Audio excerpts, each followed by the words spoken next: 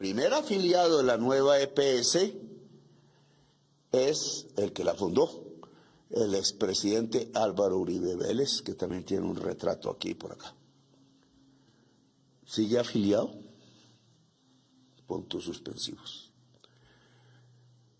La nueva EPS ha tenido casi desde el primer día y casi desde su primera afiliación una historia de robo.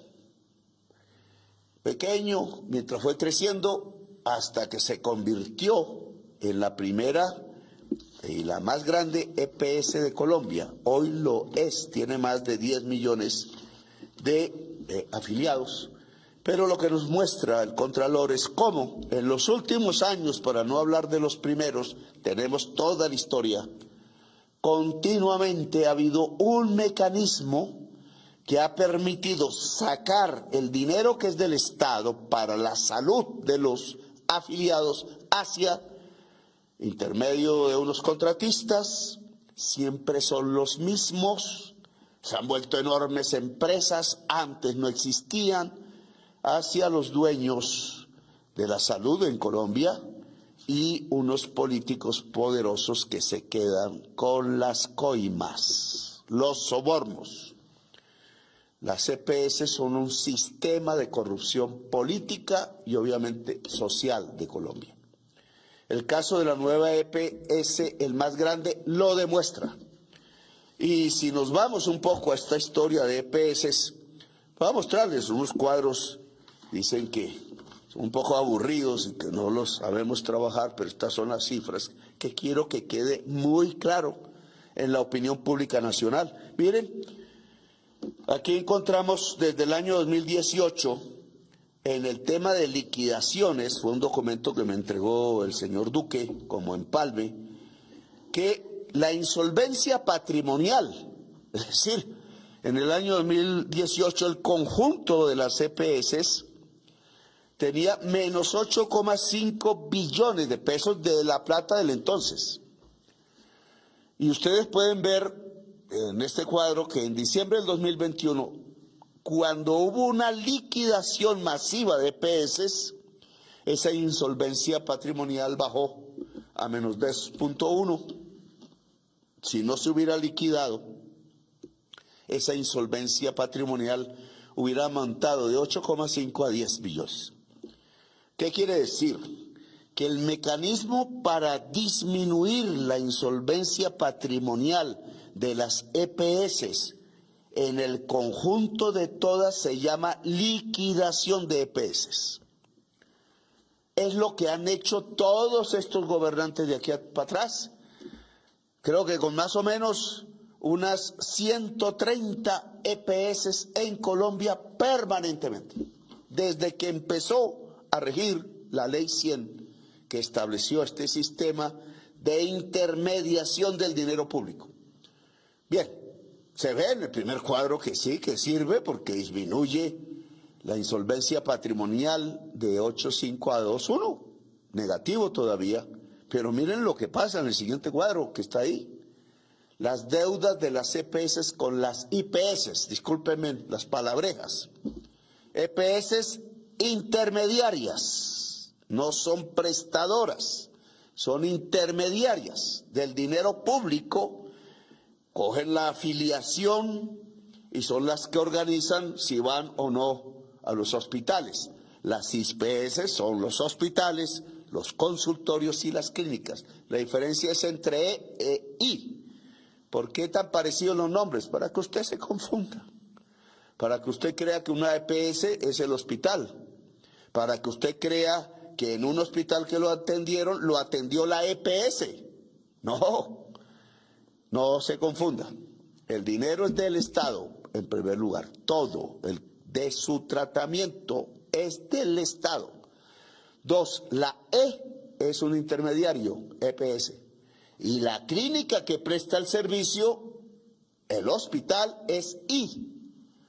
Y entonces, ¿qué le pasó a los hospitales en los mismos años? Pues había una deuda de los intermediarios, no le habían pagado a los hospitales y clínicas 15 billones.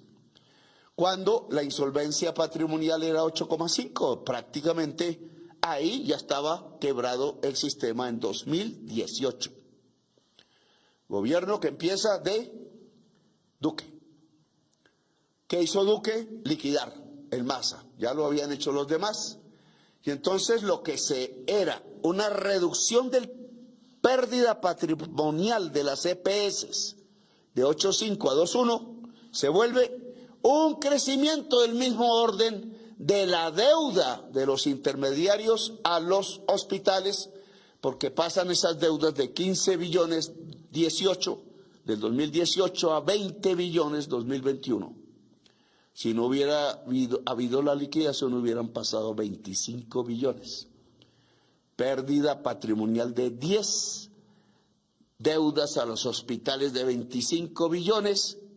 Año 2018, la liquidación solo salvó a los propietarios de las EPS de pagar sus deudas, que quedaron registradas y por ahora perdidas porque no se pagaron, por 20 billones de pesos en el 2021 a los hospitales, a las clínicas, a los consultorios, a las enfermeras, a los enfermeros, a las médicas, a los médicos, a la señora que lleva los títulos, al personal administrativo del hospital, que ese sí lo atendió a usted. Él se quedó con la deuda, el dueño de la EPS salió quizás del país o a hacer otras EPS. Que su nombre no se conozca, casi nadie conoce los nombres de los propietarios de las EPS. En cambio, sí conocemos los nombres de los médicos, las enfermeras, que se trasnochan, que pueden haberle salvado la salud a millones de colombianos de las IPS. Es diferente, son dos mundos. Por eso no se debe confundir. Estos personajes de aquí para atrás, el pasado, han trabajado es para los dueños de las EPS.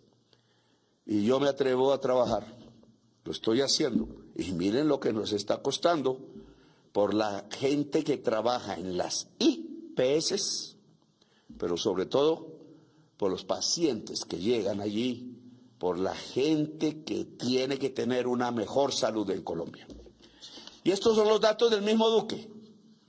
Así que ustedes pueden ver que entre más se liquida, más crece la deuda que dejan en los hospitales y no la pagan porque se liquidó. ¿La liquidación qué es? Ya se liquida, punto final. Ah, que le quedaron 20 billones, 20 millones de pesos de deuda. Papito, váyase para donde quiera porque ya no hay quien la pague, ya se liquidó. Bueno, eso no es lo que hicimos nosotros. Miren cuándo llegamos. 2022 finales, empieza el 23. Miramos qué pasa con la nueva EPS más grande. Yo hice una reunión con su junta directiva. Ahí estaba el señor Enrique Vargas Lleras, ahí estaba su presidente, el señor Cardona, ahí estaba Noemí Sanina, habían otras personas.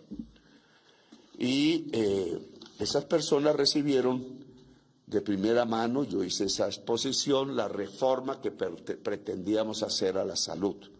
¿Qué queríamos? Pues les dije, pues que ustedes, señores, no manejen más la plata del erario. Imagínense qué pensaron.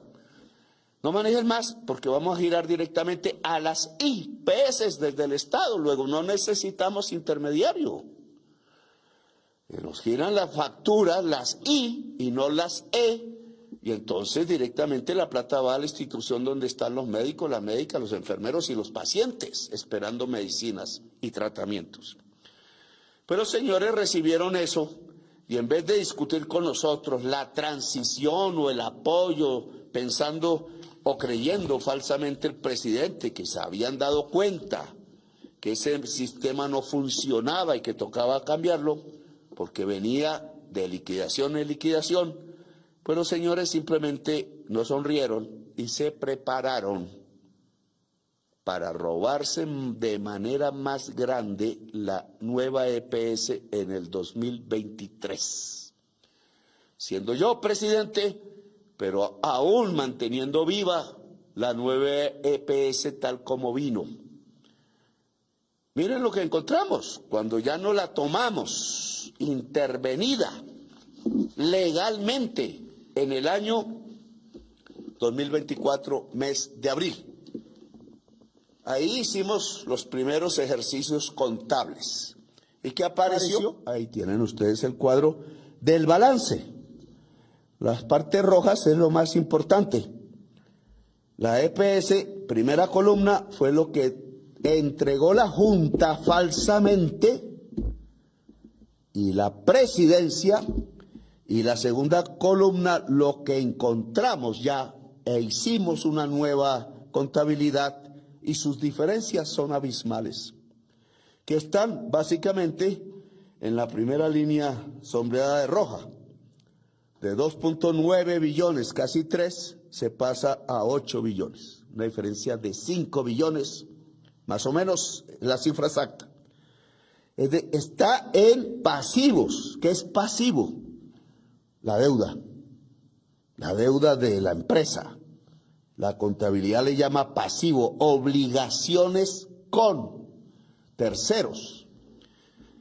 Y esto en este capítulo es obligaciones pendientes y conocidas no liquidadas o desconocidas, porque en el año 2023, informe de la empresa no intervenida, eran 3 billones y cuando llegamos nosotros resultó que eran 8.